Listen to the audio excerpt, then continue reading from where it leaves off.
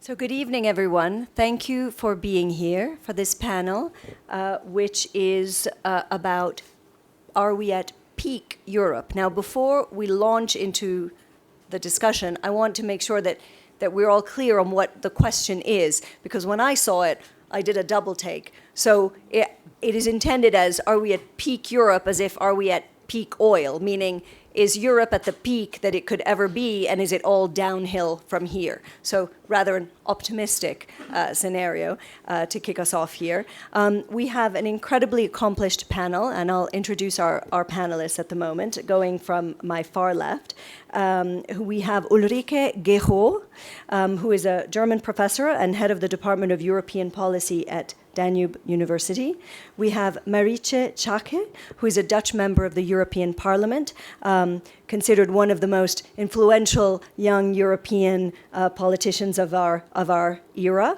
Next to her, we have Ivan Krastev, one of Europe's foremost political scientists, chairman of the Center of Liberal Studies, and author of a book, After Europe. And as he was saying, we don't know what came before, but perhaps he will elucidate us on what after is. And then immediately after, we have Insa Klasing, co-founder of CEO of TheNextWe, a digital coaching startup in Berlin, but she'll explain to us more, especially for this audience, what that means. And then Roger Köppel, who many of you may know, Swiss Member of Parliament for the Swiss People's Party, also a journalist, an entrepreneur, knowledgeable of the media sphere. So just to kick us off, so that we know where our panelist stands on this rather dramatic question of, is Europe just headed downhill? I'd like to do just a first round and ask you each, as a first round, have we reached peak Europe? And I'll start from the left and work my way, and then we'll go the other way around. So Ulrike. Well, thanks for having me. I'm actually not convinced at all that Europe is peaking something. I'm more convinced that Europe is down to the bottom and perhaps touching Earth. And the real question is, can it sort of jump up again to something? And then we would need to define the something to where it would go, say United Europe, and what would that mean? We had another discussion at the conference center, and I think there are 6 at least utmost important ardent themes, and those are the asylum question and the migration question. This is sort of how can Europe be an energetic actor in the whole climate discussion. There's a huge question about citizen Europe and how to involve the citizens. There's a huge question about social Europe and social crisis, income discrepancies, and the whole sort of theme. There's a question about the fiscal arena and tax exemption, and I think these are sort of 5 topics in which Europe is probably failing today, and if it wants to be strong and peaking, it should focus on these 5 things very urgently.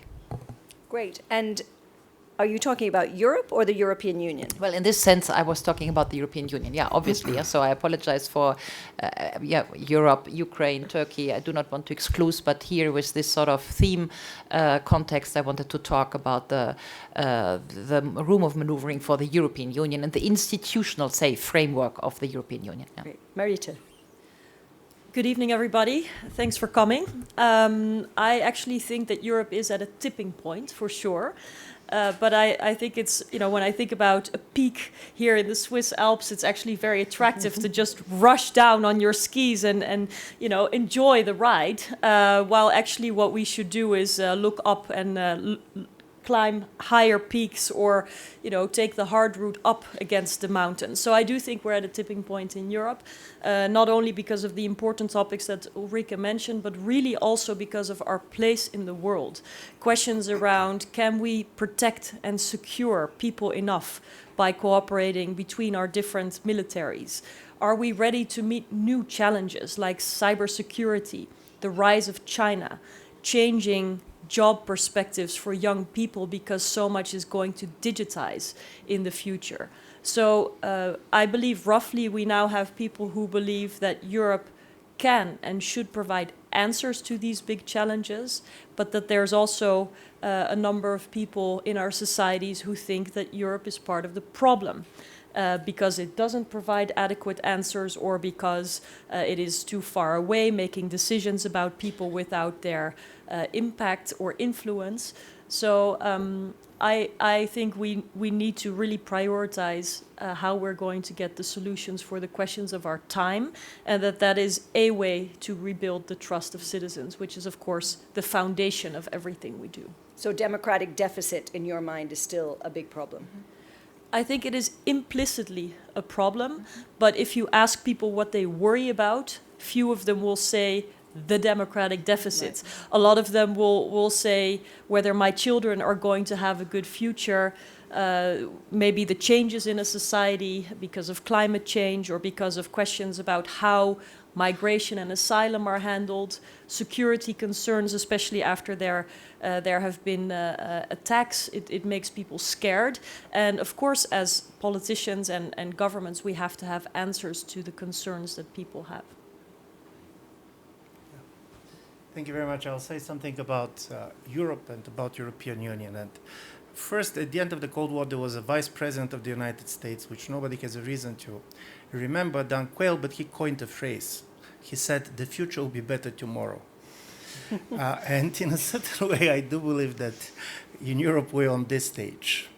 But when I do believe that talking about peaking, not in a negative sense, but three things for Europe, not simply for the European Union, has changed. 100 years ago, Europe was the center of the world. It was much more important demographically. It was much more important economically. This was basically the model that everybody is looking around. If you see basically, particularly in demographic terms, in 25, 30 years, not more than 7% of the population of the world is going to be Europeans. So from this point of view, it's going to be a much more pluralistic world. And talking about peaking, in a certain way, yes, certain level of influence is not going to be there. On the other side, there's going to be a much more interesting world. And in a certain way, it could be also much more interesting to be European tomorrow than it was 100 years ago. About the European Union, and I very much agree that European Union is on a tipping point, but there were three different projects of European Union for the last,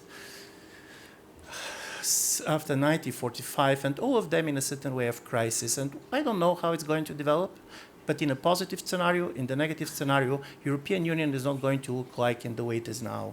This was first the post-war Europe of 1945. It was very much based on the memory of the World War II. There are too many young people in the generation, but at least on the base of the public opinion polls that I have seen, for many people, World War II is as ancient history as basically the Roman Empire. So from this point of view, psychologists were very much insisting that you can keep certain memory not more than the 3 generations. So this type of a legitimacy is not there, but Europe is also not a post-war project anymore because, and this was said before, we cannot take the security for granted anymore. The idea that there is no possibility for wars on European continent, which was something that we believed 10 years ago, is not something that people can sign. I do believe we're seeing also the crisis of post-1968 Europe, which was very much Europe focused on the rights of the minorities when we talk rights. And you're going to see in the domestic politics a very strong shift to the rights of the majorities. And certainly you have a kind of a crisis of post-1989 Europe, because the relations between Western Europe and Eastern Europe in a certain way has been very much changing. I'm always joking on this, but if you go back when the unification of Europe started, the idea was that the relations between the West and the East is going to be like George Bernard Shaw's Pygmalion. I don't know how many of you have read it, but the story is you have this very poor girl that speaks Cockney English and this professor of phonetics who is going to teach her in 6 months to speak like a queen. And he succeeded in doing this, but then she wanted him to treat her like a queen. And they never married. So from this point of view, this was one story that you can expect, but suddenly, which was Pygmalion, in the last years we have the feeling that became a Frankenstein. somebody that basically created the model of liberal democracy, and then these illiberal models coming from the East are starting to change the West itself. So from this point of view, also the relations between East and West are not going to be the same. So as a result of it, my major argument is, I don't know how to define PIC, but the European Union, not simply in the way we know it, but the way we imagined it 10 years ago, is going to be different. That's true. Insa? Yeah, so if I look at this peak question from the perspective of mindset change, which is what our startup does with businesses, I think we're definitely beyond the peak. We're on the way down, and there's something drastic that we all have to do to make sure we don't actually end up rock bottom. When I grew up, the mindset was very much that Europe was an amazing privilege of our time. So my father was born in the war, and my grandfather was in a French prisoner of war camp, and they very much, imparted the story of that this was a privilege. You know, we were the first generation post-war who hadn't experienced war, and we better look after it. And I think if we look at Brexit today, we look at the disengaged youth across the countries, then actually whether or not we want to be in the European Union, of course I know this is in Switzerland a completely different question, is actually being discussed. And that to me is extraordinary. So that's much more of a mindset of, you know, actually Europe is a nuisance and we might not want to endure it. And that I think is very, very dangerous. Roger? Grüezi miteinander. Good evening, everyone. Well, as a Swiss, I'm allowed to The local, use the yes, local, use the almost local. local dialect from Zurich. Thanks for having me. Well, I mean, Europe is here to stay. I mean, Europe is one of the most resilient continents in history. It has produced a lot of catastrophes throughout its history, but it has always overcome these catastrophes, however, at a big price. But what we see now on the level of the European Union, according to me, is a growing and alarming discontent among many, many people who don't identify with the institutional framework. You see that in results of elections, for example, the downfall of establishment parties in France, in Austria, even in Germany, in other parts of Europe. You see new, more or less radical parties emerging. They embody somehow this discontent of the people. And as a politician, as a journalist, as a Swiss citizen, I mean, we are embedded in Europe, we are a part of Europe. We have to think about what is the reason for this discontent. And we had this discussion in Switzerland since 25 years, analyzing the European Union. I think, just to make it short, there are fundamental flaws in the institutional framework of the European Union. And to name it, it's that the European Union is institutionally something stuck between a union of states and a state, or a federal state. I mean, it's institutionally not decided where it's heading. Is it heading towards a more centralized nation-state kind of Europe, or is it going into the direction of a more multinational state union of different states? And therefore, you get a lot of problems with responsibilities. And the two foremost symptoms of this institutional crisis is the euro crisis and is the migration crisis. These are two symptoms of the institutional flaws of the European Union. Therefore, my last point, I think that we are actually in of course, potentially dangerous situation, a period, but it's also a healthy crisis, because the politicians in Europe, the people, start to address these flaws. They start to talk about it, and to talk about problems is a precondition to solve those problems. And the solution, according to me, is my personal observation, The solution will be that this supranational European Union will have to give more power, more weight, more responsibility back to the nation-state members. And how it does it, this will define a bit how peaceful or non-peaceful this whole development will be. If I look at Brexit, I see a lot of arrogance in Brussels, a lot of, self-congratulatory positions, and not much empathy for the people who have voted for Brexit or for people who are just do not agree with the direction of this policy. But at the end of the day, I'm an optimist, and I think it's going to turn out okay. And Switzerland will help in that process by being the epitome, the mountain resort of common sense and reason and democracy, the peak resort of democracy and common sense. So thank you for your round, and I see, but I should say that we are well represented on this panel in terms of nationalities. We have German, we have Dutch, we have Bulgarian, we have Swiss, we have Italian. So we are well represented. There are a few points that I want to then turn it back, but first I want to turn it to the audience. First of all, how many Swiss citizens are here? Majority. Okay, great. So then here's a question. Do you, and I see many, many young people, so do you in this moment feel optimistic about Europe and being European? I say European, we're not talking about the European Union because we're in Switzerland, obviously. How many of you feel optimistic about Europe and its future? How many of you are pessimistic about Europe and its future? How many of you don't know? And now everybody, you all know. So there's some of you just don't want to commit. Well, last question then. How many of you would rather be in the Americas or in Asia? No. Oh, no. Wrong question. right. How many All right. people would like to be in So Italy? there's the- We should ask how many people How many would want like to be in Italy? Italy.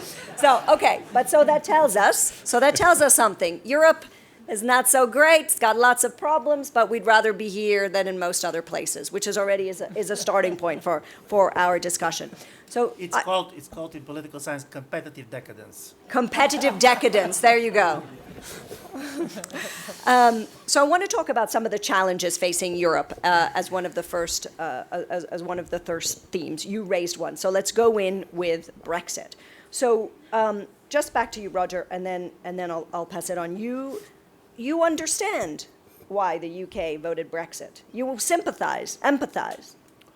Yeah, absolutely. I mean, what do you mean by sympathize? I try to understand what's going on. And I mean, I didn't expect it to happen. As I didn't expect the United States, the people to vote for Donald Trump.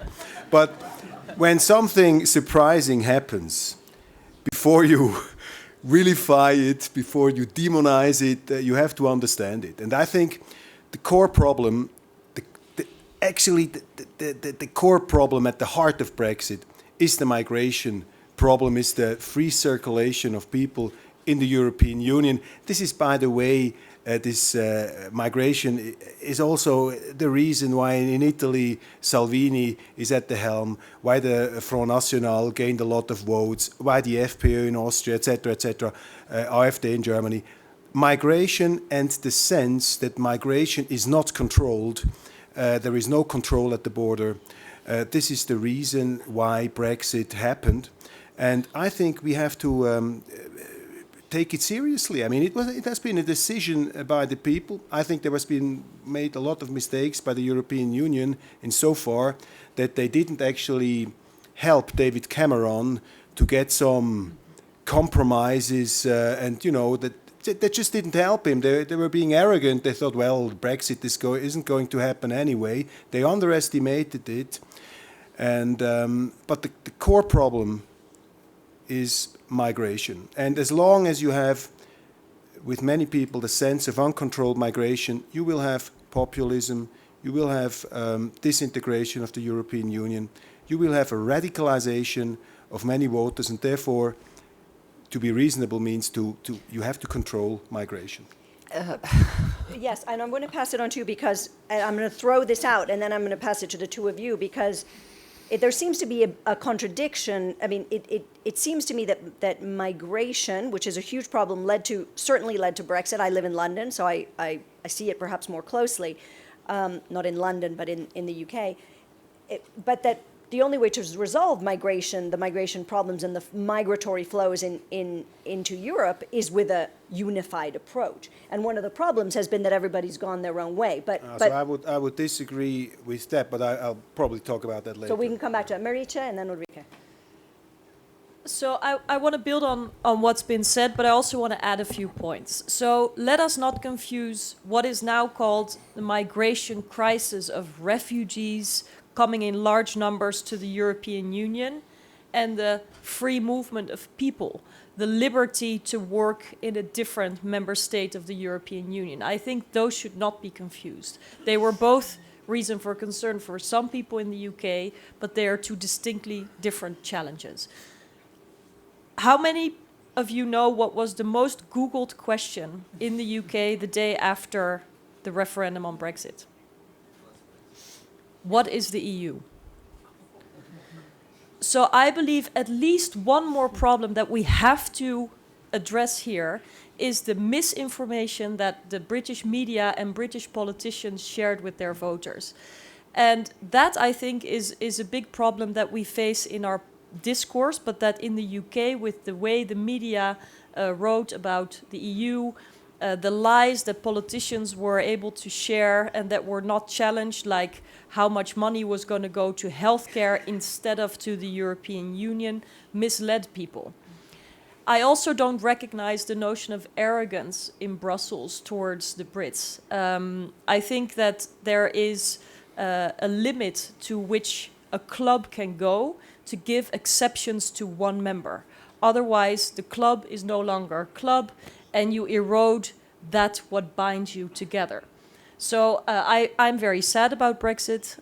I think it's even sadder than it was the day after the referendum to look at the absolute political chaos, polarization, and complete disarray that we see in London and the UK. It has at least been a wake-up call for people in other countries of the European Union who were perhaps thinking of having a protest vote or who were calling for leaving the European Union, that the numbers of people who are actually calling for that have dropped after they have seen what a protest vote can lead to. Now, do I think that we should be content and that we have nothing to learn from Brexit? Absolutely not. I think there are many important lessons to be learned, and I believe we have to continue to bring European cooperation and its value closer to people, to innovate governance and to make sure that we reach people where they are in addressing their concerns, in listening to them. But we cannot pretend that if we would have given the UK more and more exceptions than they've already had, that it would have solved the political problem that I believe David Cameron arrogantly brought to the floor, and with which he gambled for the entire European Union, even though he was only elected in the UK. Ulrike, and where is then he Eva. now? Good question. That is a good question. Okay, so Ulrike. 3 sentences on migration, Brexit, and the nation state in the European Union. I do not think actually that the migration per se is a problem, because the European Union essentially took less than 1% out of its sort of population. If you reason in 510 million people, we took less than 5 million in the past 2 or 3 years. So in abstract terms, it's not a problem. It has been largely instrumentalized by populist parties, but below the migration crisis is a deep social crisis that has been building up for years. So Brexit was only at first glance a reaction on migration, but at second glance it was a reaction on Thatcher politics in the 80s, complete destruction of trade unions, disindustrialization of the English North, and of basically the loss out of the whole workforce in the UK. And those people being totally left out of a social crisis then were instrumentalized by a refugee crisis. And I want just to make this clear that this is the pattern in most of the European countries, that the refugee crisis came after a huge and in-depth social crisis and could be easily basically exploited and instrumentalized by populist parties. But the bottom of the source, the root cause, is the social crisis in Europe. Second, Brexit, well, the chaos, Marietje has enough spoken on this, but let's just remember for a second that it was a non-binding referendum. So, yeah, we should perhaps remember that it was a non-binding referendum in the chaos we are in now, and just say it was non-binding. Thank you for the experience. The second is, if you do a constitutional change, it's wisdom of a modern parliamentary system that you have a quorum of 2/3. So the least thing to do, which would have perhaps prevented the breakup of the country, is to add a quorum to the Brexit votum, and that if you have a referendum turnout with 2/3 of British who want to exit, then you may leave. But if you have a very sharp decision, then it turns your country basically nuts, and that's what we are all experiencing in life. It's very sad, but I do disagree. As much as I agree with the analysis of Mr. Köppel, I disagree strongly with the consequences, because if you reason, then the nation state is basically the solution. What we need at least to objectively basically observe now is that the Brits wanted to have more a nation state, and that's why they decided the referendum. What they get is basically the implosion of the nation state. There's not one country least united today than the United Kingdom. There's the Scottish Party, there's the City of London, there's whatever, but there's no United Nations. So if the nation state is not the strategy for survival. And what you pointed out, Mr. Köppel, is basically that all European countries are divided along the question of the European question, which is Marine Le Pen or Macron, which is Peace Party in Poland or the Liberal government, and so on and so forth. So what we see is not a renationalization of Europe. What we see is a split of all EU countries along the line on whether you are a sovereignist or whether you are, say, pro-European. And so I do think actually that this dividing line, playing the nation state against the European Union in times where we do no longer know where's the Belgian nation other than in a football game, yeah, Wallonie and Flamand or Catalonia. I mean, where are all these nation states is really a question. If we split countries along the European dividing line, then the more reasonable thought is, how can we get a democracy, and what are the conditions for European democracy precisely to overcome the institutional flaws that you were pointing to and on which I agree. And here I go and I say there's one necessary, though not sufficient, condition for democracy. And it's very easy. It's that the people in that democracy, meaning the European citizens, need to be equal in front of the law. That is the condition. From there we work, bottom up. I don't want to come back to you for your rebuttal, but Ivan, I do want you to address the point. Fine. Sorry? It's very interesting. I'm perfectly fine. I'll strike back later. No, that's good. I'm sure you will. I have no doubt. There's no doubt in my mind. We're hiding behind I just wanted to sort of trees, bubble up inside you, like a little bit more. Like I don't see you sort of, bubbled enough. It's very interesting. I'm just, I'm reflecting. Good. But Ivan, I'm gonna just to go back, the analysis is all true. It is also true, and it is certainly true, and I was there, that there was a huge amount of information, on buses, big information on buses going through London, giving numbers that were wrong. This is all true, but it is also true that nobody held a gun to a person's head when they voted, and that mea culpa, like the media, may have had a role in this, but to me, the deeper role that the media had is not understanding the sentiment, the underlying sentiment that was far from the centers of London, in what was really happening outside of the centers. And that is a real sense. So perhaps even in your response, you could address that yes, there was misinformation. Yeah. Yes, what is the EU? But there is some truth. And by the way, and this is when afterwards I want to get to you, Insa, a lot of young people voted that way. And I know, this is part of mindset. So first, Ivan, then Insa, and then your response. Sure. Thank you very much. And I do believe it's, at least for me, it's very important first to see what kind of a problem migration is. And this is Eastern Europe from this point of view is a very important issue. Listen, we are very ethnically homogeneous societies. Just for reasons of history, because of ethnic cleansing after the World War II. But just to imagine what we're talking about, more than 96% of the population of citizens of Poland of Polish origin. Hungarians, the Czechs. Why I'm saying this? Migration is a problem which is not simply measured of how many people you have at the moment. I do believe that the problem with the migration crisis has the same effect that 9/11 had on the United States. Because the people that have been killed in New York, it was a big tragedy. This is not the highest amount of people being killed in the world recently. What happened was, and this is about the demographic imagination in Europe, suddenly Europeans realized three things. We are living in the world which is very big, very uneven, but at the same time, we're very independent, and everybody knows how the others live. So now everybody is comparing his life with those who has best lives, and many of them are in the West. So as a result of it, if you're a young person living somewhere in a third world, in a very poor country and very, very badly governed country, what is more rational to do? To try to change the government or to try to change the country? So suddenly people realize that in 21st century, strangely enough, migration is becoming a new form of revolutionary behavior in which you basically said, if I want to make a change in one generation, let's move.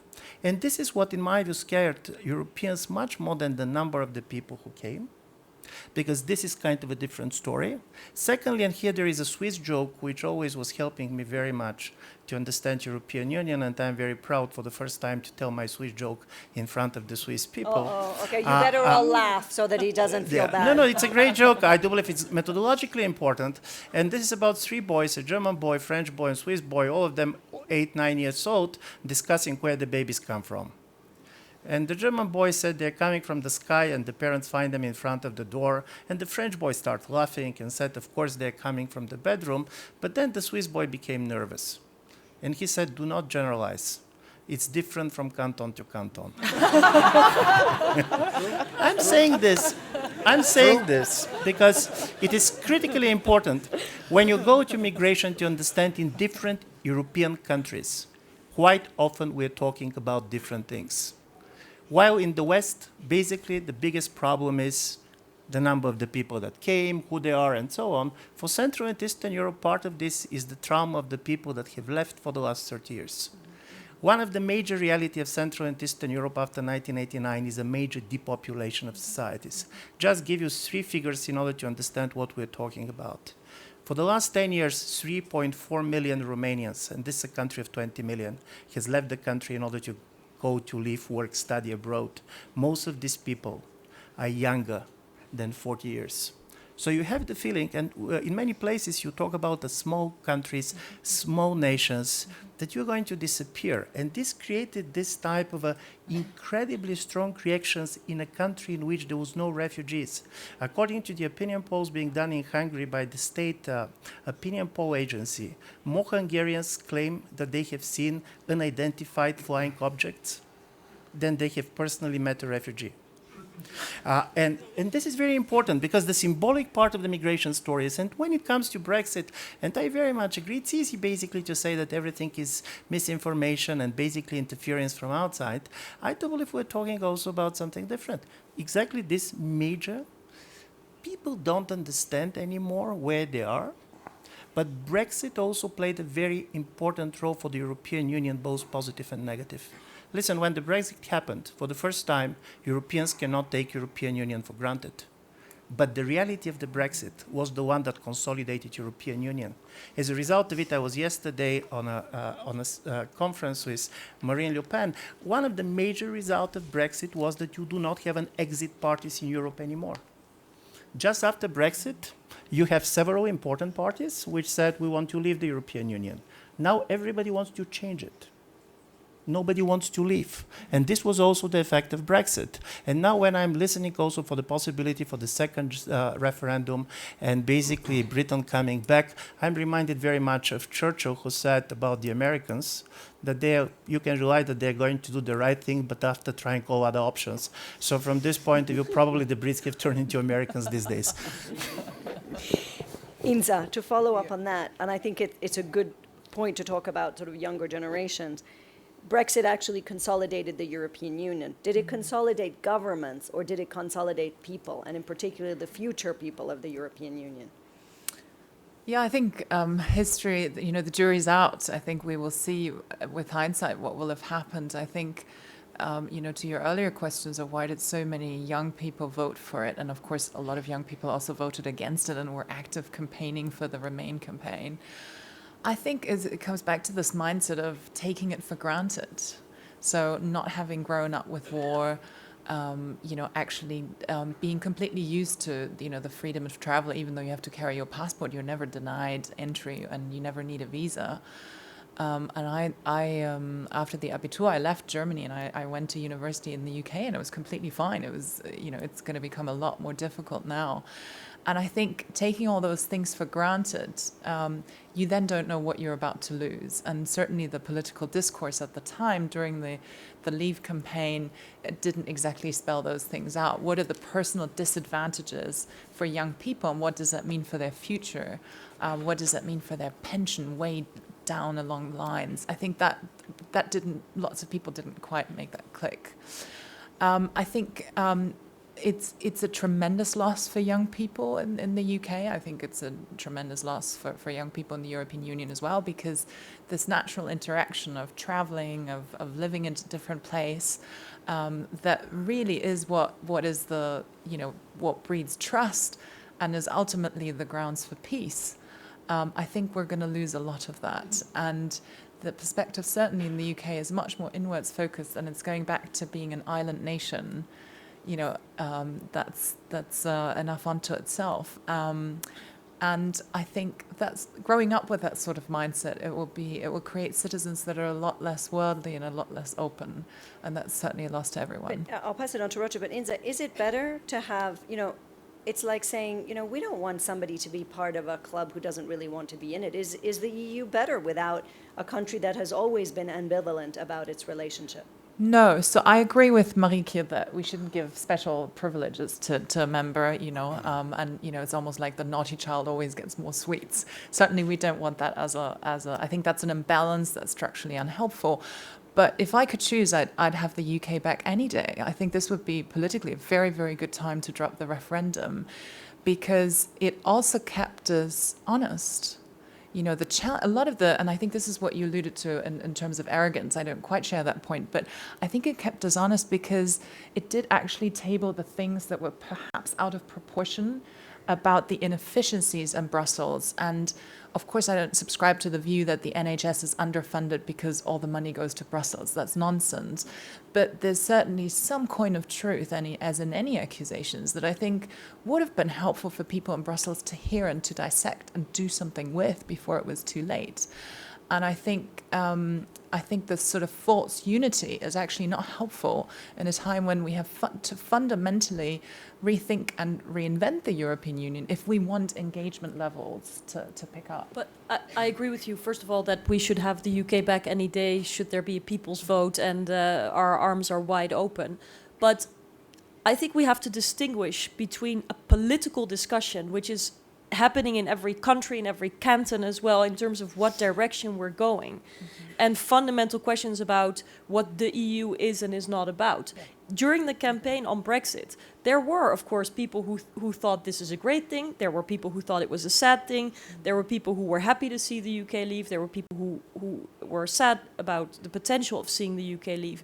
But there was very much a political push, for example, not to speak out on the European side. David Cameron said to fellow prime ministers and others, people in the European Commission, don't come and help us because you're a tainted messenger. In other words, if the Dutch prime minister would say, the British people are our good friends, we trade with you a lot, we will miss you, we will miss your common sense, your humor, your talents, your people, it would be unhelpful. So there was a lot of political leadership gone wrong here, I think, and I believe that we should distinguish political choices from sort of the foundations of the EU. For sure. Right, and because I do want to move away from Brexit, because I think there's the foundations of the EU and there's the foundations of Europe, and so I think we the UK is out, could be March 29th maybe out of the EU, but they're still part of Europe. So I do want to also keep the discussion more broadly in Europe, but I do want to give you the last word to come full circle. Before we build on some of the other points made about the unity that actually has emerged and where the other challenges come from. We can move on. I think it's interesting also these interpretations we heard here, I just don't share this patronizing view of the voter saying, well, these people in Great Britain, they were misinformed. Probably they voted out of stupidity for the Brexit. They didn't know what the great thing the European Union was. My impression was that on both sides, there has been misinformation, also on the side of the Remainers. I mean, there have been huge disinformation campaigns on both sides, you can argue that. So this patronizing view that the voters have been somehow manipulated, or they have been, socially isolated, destroyed psychologically after 8 years of Margaret Thatcher, and they're so incapable of taking a decision. I have a complete different perception of Europe today. I think the people, the voters, the citizens in the countries, they are not disoriented. They are not lost. They know exactly what they don't want to have. They don't want to have politicians who tell them, well, we have now this great migration from all over the world. This is going to help you. These are all the workers we've waited for decades. And the people on the ground in the cities, they see all the effects, the side effects, for example, of migration. Or the people, they're just fed up when they hear. Nobody says this. I let you speak. Let me speak out. I waited for a long time now. The people, they listen to these guys in Brussels, and Brussels tells them the euro, the common currency, is such a great innovation.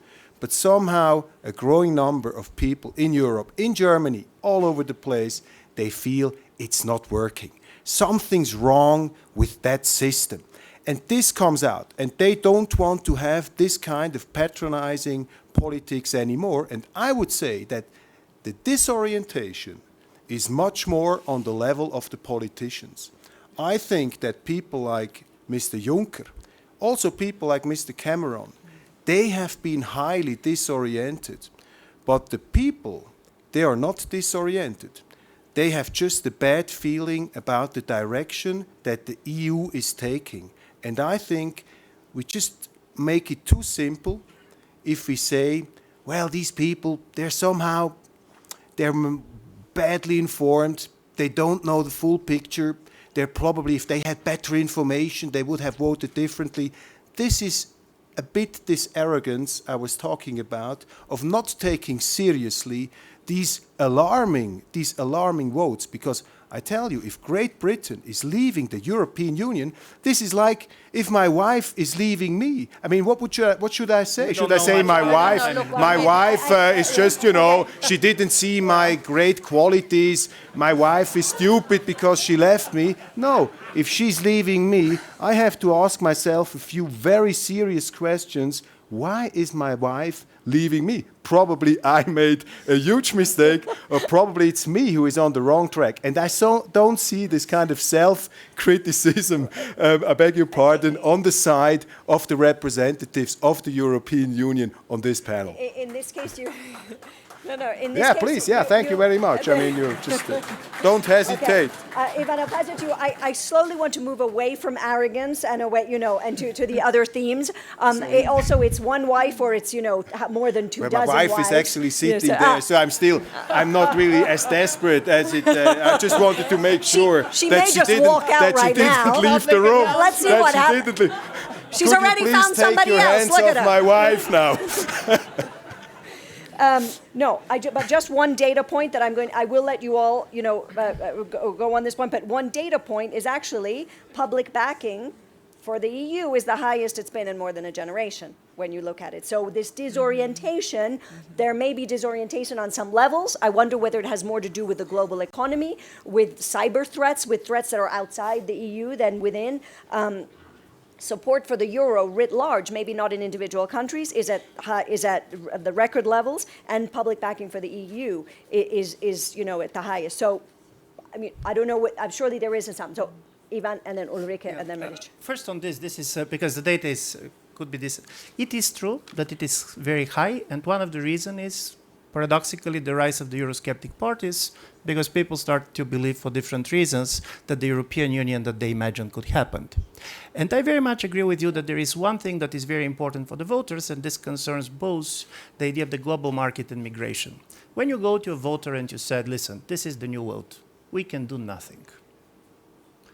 Migration is going to stay, we cannot change it, you see how the world is developing, and the same about the economy, what we can do. Then people are becoming, for good reasons, angry because they said, if nothing depends on my government, why I'm voting? So being arrogant is one problem. Flattering people is a problem too. And this is a problem too because, strangely enough, when you go on the opinion polls, we start with the fact that people know what they don't want. The problem is that it's important to know also what you do want. Because part of the story, what we see in Brexit today is that you have negative majorities on everything. And I'm not a great specialist on Brexit, but can you imagine talking about sovereignty? What is Theresa May's proposal? You're going to follow all the regulations of the European Union, but you are not going to be part of the discussion. So for the first time, United Kingdom is not going to be at the table. United Kingdom is going to be on the menu. And from this point of view, if you're going to declare that this is the success of sovereignty, I'm not buying it. So from this point of view, honesty goes and say to the people, you're right to have the feeling that it cannot be like this. The government cannot simply say nothing can be done about migration or nothing can be done about the global government. But I was shocked to see how many of the leaders of the Leave campaign retired after the 6 months and said, we're unhappy, this is not the Brexit that we're doing. Listen, when you're fighting and you're leading people to a war, you're going till the end. Because otherwise, we're going into a kind of a politics which I also find manipulative, not because of arrogance, but because of irresponsibility. So I'm not going to give any example with my wife because she's not in the room. But from this point of view, it's very important to tell the people that at least you're going to stay with them when you are making this type of tough decisions. Because I do believe British people, nevertheless how they voted, remain or leave, have a good reasons to feel betrayed by their elites at the moment. So you raised the very important issue of political responsibility and the lack thereof. But Ulrike, pass it on to you. If we could move beyond Brexit to possibly but there are other fractures. I mean, Brexit, I get the feeling that although the EU would open arms for the UK to come back, that the EU has sort of moved on, right? I mean, let them sort it out.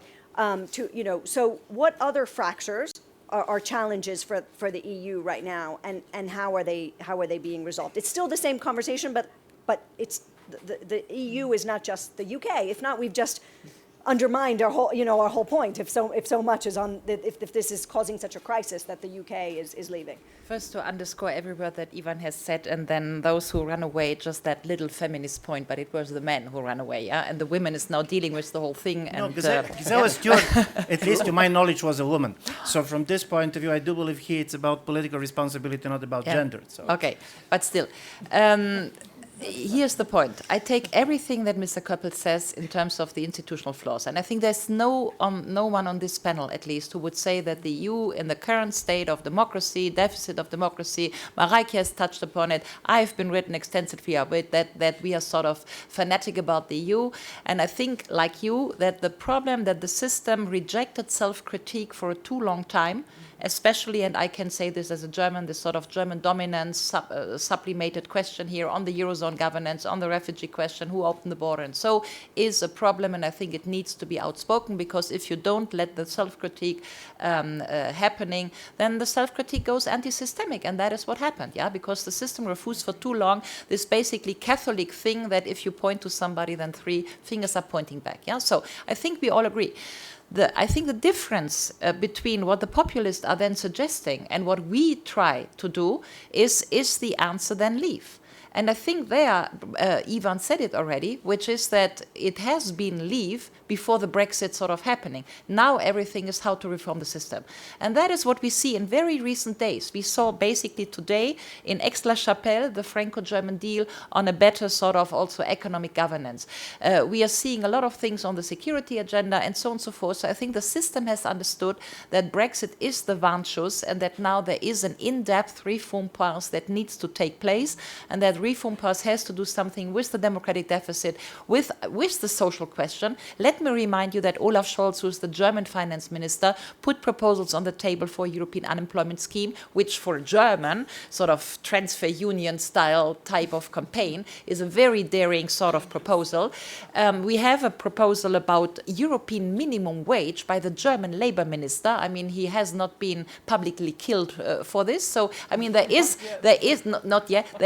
a move in the discussion, and the move in the discussion has much to do with fixing the social problems, fixing the democratic deficit, and going above the questions which were the questions of critique. So I think this is good, and I think Brexit brought us to this, because the question, do we exit or don't we exit and rather reform, is back on the table, and it's back with vigor on the table.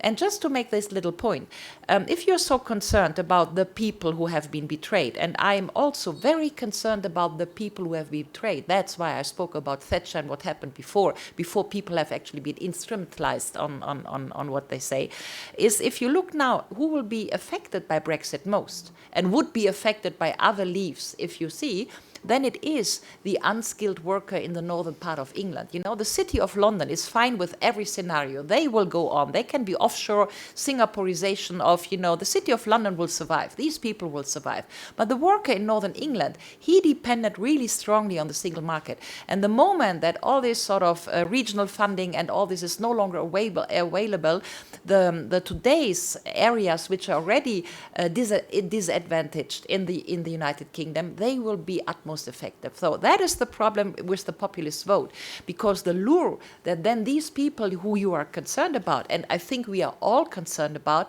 they will definitely have a life worse than before Brexit, and that is the problem. So as much as we agree on the analysis of the flaws of the system, fine. Is exit the solution? By no way.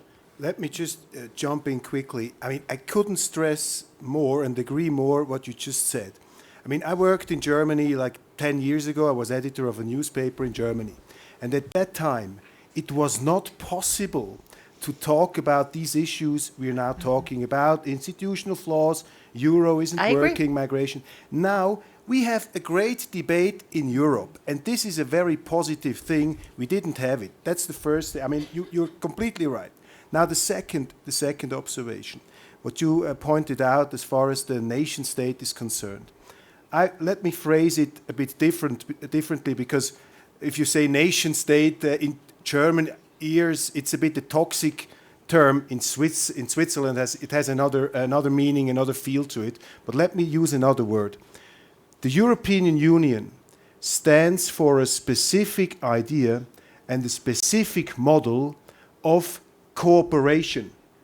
European Union is a cooperation model. And the idea behind it is supranational cooperation. And supranational means we put, politics in one basket. Every country gives some responsibility to the higher level.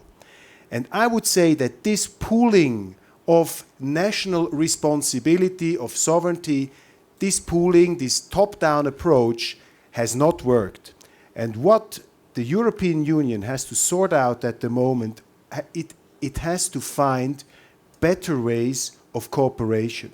What we all agree on is that cooperation is absolutely essential. I mean, there is no one who wants, probably Mr. Trump, but he's not in Europe, nobody wants to build a wall between the countries.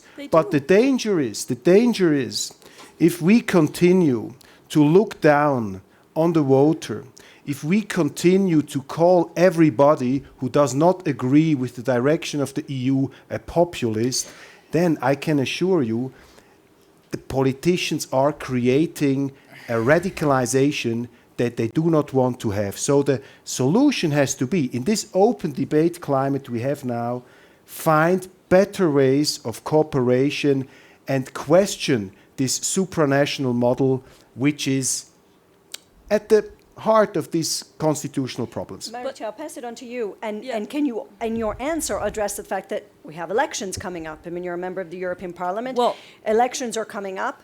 With the root of populism we can discuss, but it is true that what have been called populist parties are doing rather well. So in your answer, can you address the fact that there's a major call to voters right now? Yes, I do, but I really think it's very important, again responding to what has just been said, to not stereotype.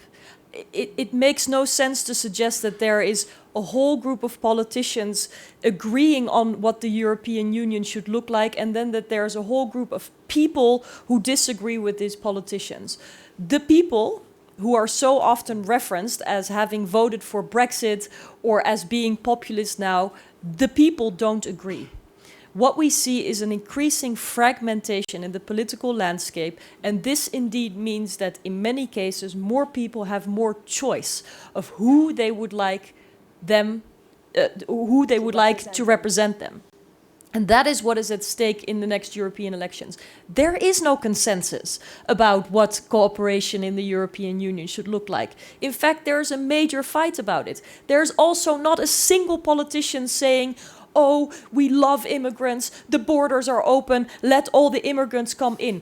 On the contrary, there's an extraordinary backlash against immigration, also at the expense of good talent that can work in our companies, because people think about asylum seekers and risk when they hear the word migration. They don't think about opportunity, talent and skills and freedom in a way that we will soon be discussing migration again, I believe.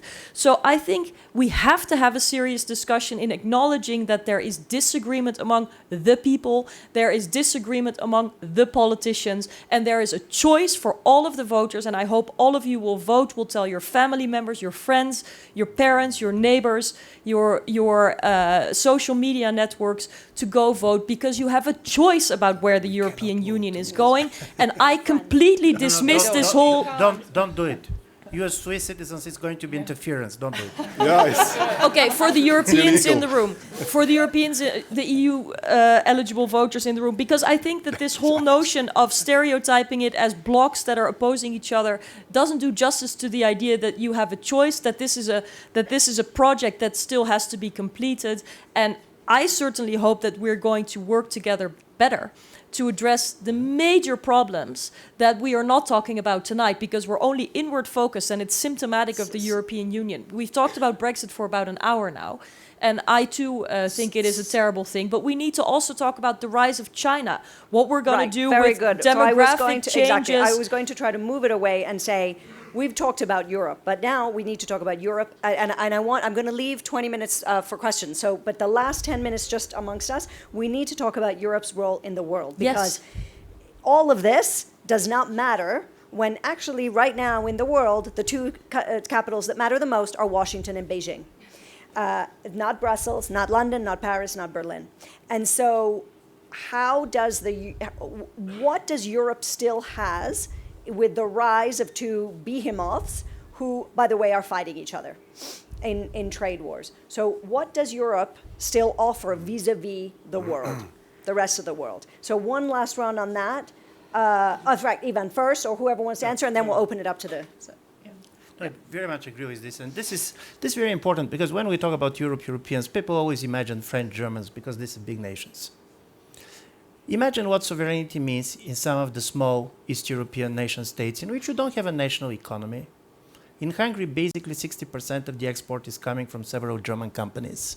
So from this point of view, the very idea of sovereignty has changed, and you're understanding that the moment when European Union is not there, for many of these countries, we're seeing in the world that is not going to notice us. Can you imagine Bulgarian Prime Minister negotiating a trade deal with Donald Trump? This level of asymmetry, I do believe this is one of the reasons that some of the much more national conservative leaders realized that nevertheless how critical you could be at the European Union it is now, for the European states, and particularly for all these small and medium-sized states, being on their own is not an option. And to be honest, even for Switzerland, it's very important to have European Union as a big player in this. And for the European Union, it means three things. European Union, in security terms, was an American protectorate. And we have been basically living in the world in which we outsourced our security. How much you can do it when you cannot take basically the American umbrella for granted. And in my view, this is a big question to the Germans. It is great to say that Germany is a peaceful nation, and we are very happy with this. But at the same time, to pretend that you can be the leader of the European Union with the level of basically the way you see security, the way you invest in security, the way others rely on you is going to be a problem. And from this point of view, the German-French cooperation on the security side is going to be critical. We cannot pretend that there is no risks in the world.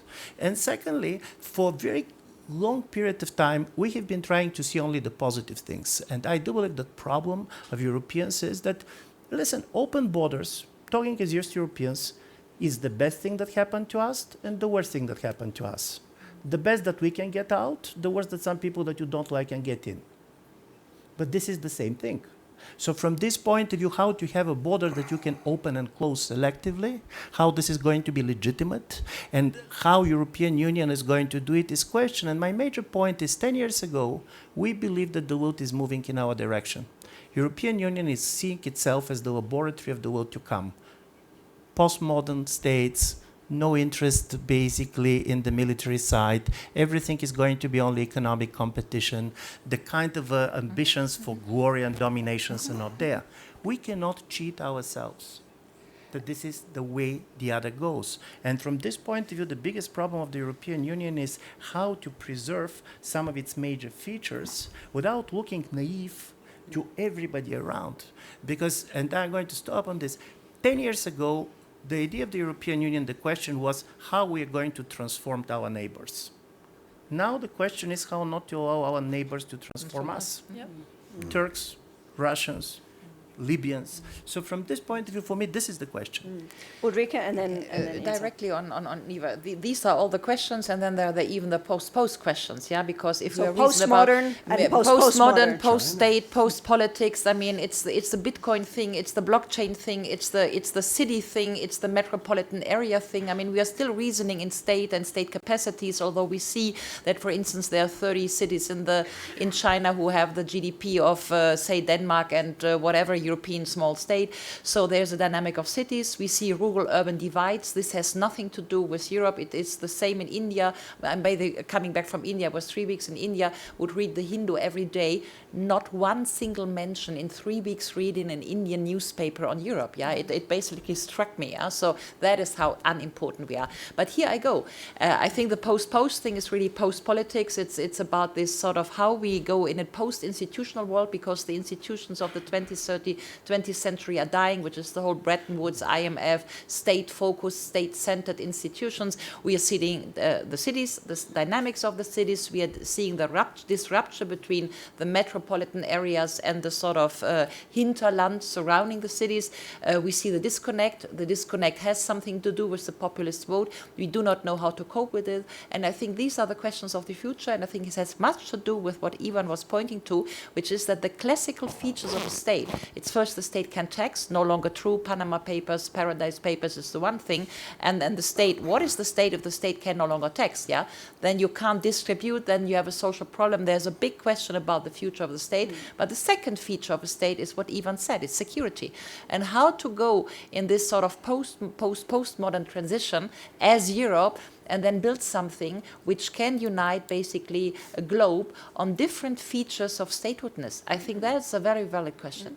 Insa, in a way, what you do fits into this last narrative. So I'll leave the floor to you, and then we'll open it up to questions. Yeah, I think what do we have to face China and the United States? I think we've got diversity, which is a tremendous source of innovation and something that we can really pool and leverage. And the other, so we can, particularly in the startup scene, we can generate ideas and solutions that would never come out of the United States because of the cultural diversity. And we've got purchasing power, and I think, and that's of course shifting over time, but we have to pool that. There are lots of wealthy economies, but we need more single market and less trade barriers and more integration on that front.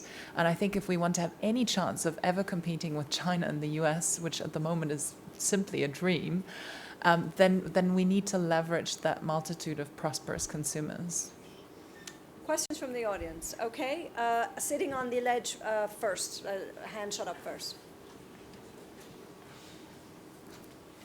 I'll tell you what, since we have a lot of questions, can we take maybe 3 questions at a time, because there are lots. If not, we won't get through everybody. 3 questions.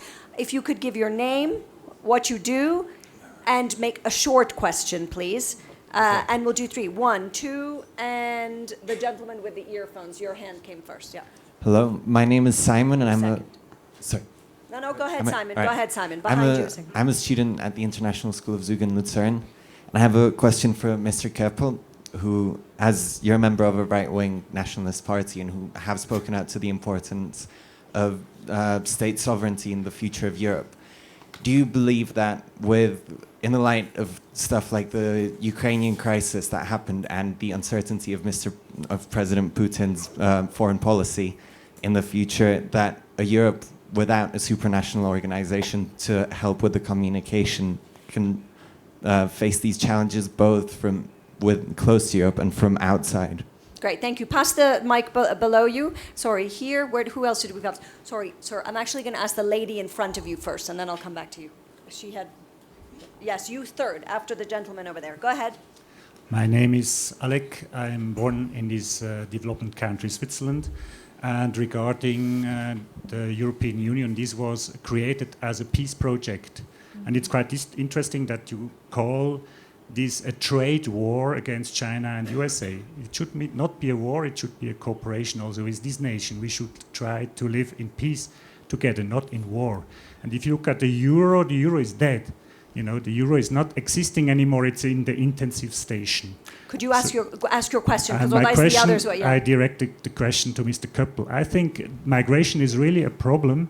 Why? Because the European Union is giving subsidy to exploit Africa, the fisheries and everything. You know, the fishes in Africa And your question? don't find any fish anymore. So the migration is created by exploitation, number one, and by wars. And my question to Mr. Köppel is, I agree that we should do something against migration, but what about your statement? What shall we do regarding exportation of arms? What shall we do to stop the exploitation of Africa, Great. that the migrants can feel Thank well you. at home? Thank you. Can you pass it right here to this lady here in the third row? Thank you. Yeah, thanks a lot. Can you stand up and please tell I us can your name? stand up, yes, for sure. I don't agree with you, Ulrike Guérot. You said the British mainly voted for a nation state. I think they mainly voted for a social welfare state because they're suffering from low wages, low pensions, weak public services, and so on. And this you can find throughout whole Europe. And if you look to France, the yellow vests and so on. And I'm wondering why you are not addressing this social question of Europe But that's what I much did. more. No, but only in a few sentences you said Great, some that's a good frustrated question. workers. That was very- some I was actually frustrated the only workers one in who the said that northern they part were of dealing with England. the social I think I need to return discipline no, to but the... my question is how would you really create a social union according to this neoliberal Lisbon Treaty? This is my question. That's a very good question. Could you pass the mic back, please? And then while you answer, you had 2 questions. Why don't you answer first? And who wants to take the social question? Look, I mean, Ulrike, wait. You go first, and then Ulrike, and then who else? Should I answer now, or we wait for the next question? No, you go. Otherwise, Okay, no, otherwise there's because too we many. can't answer a question while I respond. No, he's going to get ready. I mean, the question you asked, thanks, is the question that was asked before. What is Europe going to be? Does Europe have to evolve into this power fortress vis-à-vis the United States, China, and Russia? And has Europe to be this power block in order to solve these huge international problems? I would say, as a Swiss, and I'm not an imperialist, therefore I don't want to tell other countries what to do, but I would say probably the EU should be inspired a bit by Switzerland. Small is beautiful. Small is beautiful. Don't strive for power. Don't think about playing this huge role on the world stage. Be a bit more humble. Try to clean your act up, secure your borders, let in the migration you need, have great reforms in order to create prosperity and focus on cooperation and try to inspire the Russians by your good example. And help the Russians to develop their country, because I can tell you, I have been in Russia several times, Russia is desperately in need for European brain, European intelligence, and European industrial knowledge. Roger, the second question, second question sorry, was there's another answer to the first question. Africa.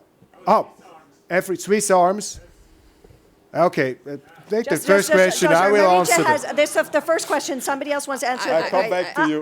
Okay, I want everybody to listen to me, or we're stopping right now. We have another answer to the first question, and Marietje very quickly also wants to answer Simon's lovely question. Then Roger will answer the Africa question, and then we'll answer the social question, and then we'll go to new questions. But not if you're not disciplined. Marietje.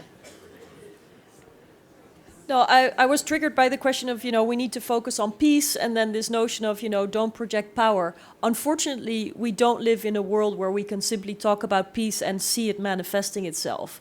We live in a moment where cynical power play, zero-sum politics are back, and it should push Europeans together to protect the quality of life of people. I'm a big fan of diplomacy, but you have to be able to slam your fist at the table if it's necessary to support your words. Very good. And I agree we should inspire the Russians to be more like Europe, but unfortunately their leadership in the Kremlin is making it incredibly hard for the people. Okay, Roger, second question. Africa, pithily. Okay, it's not true that Switzerland is arming Africa. And what I do agree is that there are probably some aspects of the European agricultural policy which causes some problems in Africa. But the greatest problem we have in Africa is foreign aid. And this is the most corrupting thing that exists in the modern world next to FIFA, is foreign aid to Africa, which means huge funds of money pouring into absolute corrupt systems, helping these dictators to exploit their own people. And therefore, I would say less foreign aid is more, and don't worry about Swiss arms. The only thing we can export are probably wheels, turn screws, and uniforms, because our laws are so strict.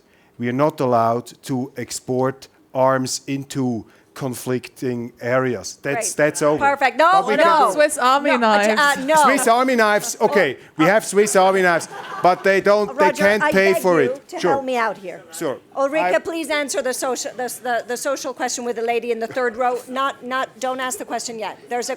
First, Ulrike, go ahead. I feel completely misunderstood, because I think I was the only one who mentioned the social question before we talked migration, and the only one pointing to the fact that we had a large-scale social crisis in Europe on which upon the migration only came to be then instrumentalized. So I totally share the analysis. I totally share your analysis that there is a neoliberal agenda which turned sour, in addition to Euro, in addition to everything that happened with the banking crisis and so on and so forth. So this is totally agreed. Let me make one sentence, and I recommend you one very, very good book about what is a nation, and that explains the junction between sort of the social crisis and the nationalism we are experiencing. There's a French sociologue, Marcel Mauss, who wrote a book in the 1920s. The book is What is a Nation? And he defines a nation as a social fabric. So nation has nothing to do with we are the Germans and the culture and Fichte and Rede an die deutsche Nation. No, a nation is a social fabric. The moment you are in this rupture with your social fabrics, which you can argue is the situation of Europe in the past 15 years, you are basically emptying the nation because you are emptying the social fabrics. The moment you do this, you are basically emptying the skeleton of the nation. You need to fill it, to blow it up with nationalism, and then you go with identity talks. And that is, I think, precisely what happened in Europe. The moment that we were in this rupture in many European areas with the social sort of social fabrics and the neoliberal agenda, what we did is we blew into basically the skeleton is out. We needed to blow up this skin again. Then you came with identitarian discourses, with nationalism, and then the cultural identitarian, folkish, arguments blew in. I think that is an argument which is fair that you can make throughout the whole European Union, essentially for the UK, and that is why I said that the British say nationalism, say we need to save the British exceptionism against the European Union, came at a moment in time where essentially the workers were reacting to Thatcher, Ulrike, but took the European Union as a scapegoat. That was the sort of look. Okay, Ivan, no. We have no time for rebuttals. Ivan. Yeah. A good analysis is already a very first step It's to a a first good step. answer. But In one sentence, Ivan answer your has question an- in one sentence. We already have a hugely social union. Look at the size of the welfare states in all these countries. I mean, it's amazing. Even in Switzerland, the social welfare state is growing. I mean, we have a social union already. Okay, And not the socialists. Ivan's but going to probably- answer the social question. Listen, Ivan. I have only Very a quickly, footnote, Ivan, but help me important. out here. It's a footnote. I do believe we are going to be wrong every problem that we see to try to explain through the European Union.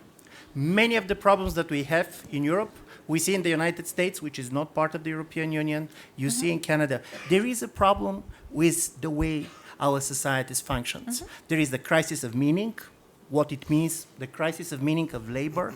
This is the crisis of democracy as a result of technology changes. So we are trying to believe that European Union is going to be a fix to all these problems.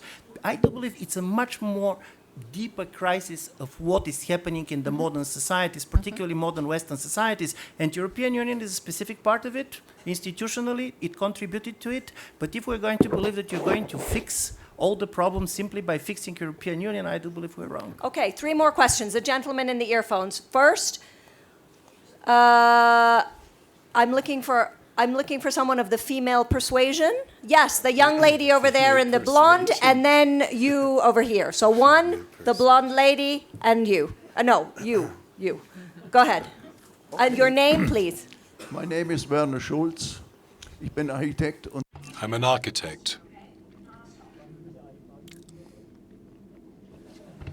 Just trying to introduce myself. One individual speaks, the less the community speaks. I'm an architect. I've built houses, and I have 30 workers under me, and I was able to demand good work from my employees. Now, that's what I'd like to say about the EU. In the last century, we had 70 bad years. This happened before the war and then the post-war period as well. Now, the idea of the European community and EFTA came from the middle of the last century. We've now had 70 good years up to today. Now, the question is, what would be the alternative? What is the alternative? Europe's the only way that we can go. It's the only way we can continue. And this isn't a question. This is really a demand. And the demand would be to all who have or could make a contribution to the European ideal, please use that. That's the only possible way that we have a peaceful Europe and a peaceful EU. Eloquently said. Very eloquent. Very eloquently said. The young lady in the blonde. Yes, you. Oh, you were putting up your hand for the guy next to you. Okay. Isn't that the way of the world? The woman goes ahead, but then the man takes the stage. Division of labor. Everybody tries to help minorities. The way of the world. Go ahead. Stand up and tell us your name. My sincere apologies. You're forgiven. My name is Lucas Rohan. I'm a student in Switzerland. I wanted to say I respect Mr. Köppel for his attempts to present an alternative view on the situation in the UK and in Europe. And I agree with him when he says that the working class in the UK have been characterised unfairly in why they voted for Brexit in some areas. But in doing that, Mr. Köppel, I believe you resorted to dangerous generalisations and damaging political tropes. Okay, I need a question, please. I'm getting there. The people and the politicians. So my question to the panel is, I'd like to ask how we can have a discussion about Brexit without resorting to these divisive tropes. Very good, very well phrased question. And the gentleman here who was standing up. Hi, Hisham here. I'm Moroccan, French, and European citizens, and it was incredibly painful to sit here and listen to Mr. Köppel, especially given the lack of response from the Europeans. I am convinced that I want to live in a future where Europe is united, and unfortunately, Europeans do not have a vision for what Europe should become. And it was clear today in the panel, everybody was responsive. And so sitting, being defensive towards the arguments of Mr. Köppel was you very ask painful. a good question and they'll give you a good answer. All right. So the question is, what's your vision as European politicians, European citizens for Europe? When is Europe becoming one single country? When is Europe exploding, if it's your vision? So what is the grand plan that you have for the continent and the Union? Thank you. Great. Since discipline is out the window, anybody who wants to take it can take it. Accused has to speak. I give you one sentence. Since there was a direct address to Roger, please. Yeah, Roger, and then Ulrike, and then anybody, and then Ivan. Well, thanks for these critical remarks. I tried to be the realist here on this panel, but there's probably a misunderstanding. On my side, I probably didn't put my point correctly. I share your sorrow. But we just live in a situation right now where we're just confronted with realities of polarization, of a lack of legitimacy, lack of democracy, growing discontent. And the question is, how can we cope with that? And I would suggest, let's work on the institutional framework of the European Union. Probably your idea of one United States of Europe is probably an utopia which cannot be realized given the traditions, the histories of these very different and diverse people. But I'm the last who says I open up a bottle of champagne when Europe or the EU has problems. I look at it with deep sorrow, but I would say you have to fight for your vision, go into politics, try to map it out, but don't allow others with other opinions that don't see this huge, unified, centralized Europe as the solution. Let them express their views as well, and at the end, be inspired by Switzerland, make a popular vote, let the people decide what framework they want to have. And this is also the future of a peaceful Europe. And division, dear friend from Great Britain, division is just a part of politics. You say something, I say something against it, and at the end there is a democratic vote about it. That's Switzerland, and then we have a drink together. That's the situation. That's my vision for Europe. Ulrike.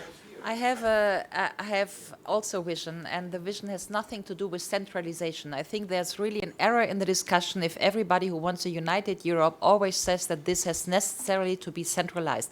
My vision is, because you were talking European citizens, that we need to understand that if we talk seriously, but seriously about the notion of a European citizenship, and that was your wording, then citizenship has nothing to do with we love each other and we are the Europeans and we share the same values, but citizenship has a normative underpinning.